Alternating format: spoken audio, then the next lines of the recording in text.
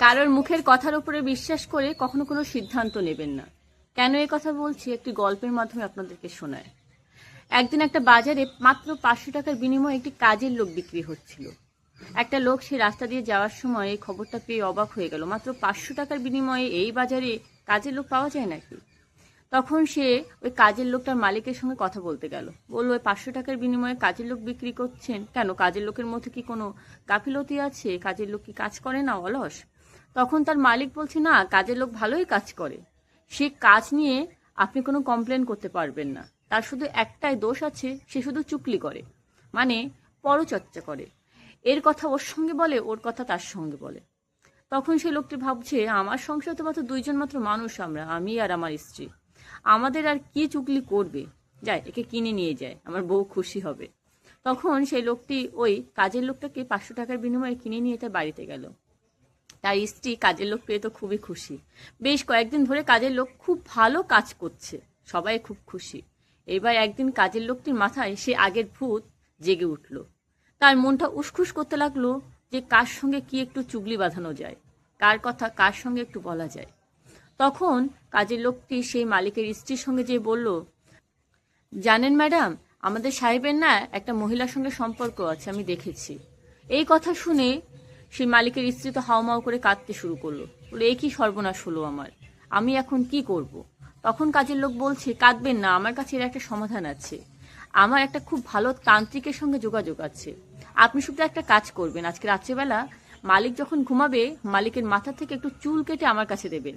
আমি সেই চুলটা নিয়ে তান্ত্রিকের কাছে যাব, তাহলে তান্ত্রিক সবকিছু ঠিক করে দেবে, সাহেব আবার আগের মতো হয়ে যাবে। এই কথা শুনে মালিকের স্ত্রী খুশি হলো, বলছে ঠিক আছে, আজকে রাত্রেবেলা আমি তোমার সাহেবের মাথার চুল কেটে তোমাকে দেব, তোমার সাহেব আসুক, ঘুমিয়ে পড়ুক, তারপরে দেব। এই কথা শুনে সেই কাজের লোক গেল তার মালিকের কাছে। মালিকের কাছে যেয়ে বলছে, জানেন মালিক, অনেকদিন ধরে আপনাকে একটা কথা বলবো ভাবছি, কিন্তু সাহস পাচ্ছি না। তখন মালিক বলছে, কি বলবি বল না, ভয় পাওয়ার দরকার নেই, যা বলবি বল। তখন কাজের লোক বলছে, আপনি যখন অফিসে চলে যান তখন আমাদের বাড়িতে একটা লোক আসে, সেই লোকের সঙ্গে আমাদের ম্যাডামের সম্পর্ক আছে, আমি দেখেছি নিজে চোখে।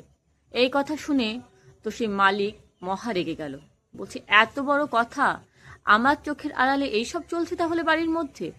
বলছে, তোর কথা আমি কিভাবে বিশ্বাস করব, তুই তো মিথ্যে কথাও বলতে পারিস।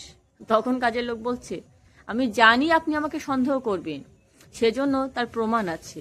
আপনি যখন রাত্রিবেলা ঘুমাবেন তখন আজকে ম্যাডাম বলেছে আপনাকে খুন করে সেই লোকের সঙ্গে পালিয়ে যাবে। আপনি শুধু আজকে রাত্রে জেগে থাকবেন, ঘুমানোর নাটক করবেন, তাহলে দেখবেন সবকিছু। তখন লোকটি বলল, তুই ঠিক বলছিস। কাজের লোক বলছে, শুধু আজকের রাতটা আপনি একটু ঘুমানোর নাটক করুন, তাহলেই আপনার চোখের সামনে সব স্পষ্ট হয়ে যাবে। তখন লোকটি শুয়ে পড়েছে, রাত্রিবেলা ঘুমানোর নাটক করছে।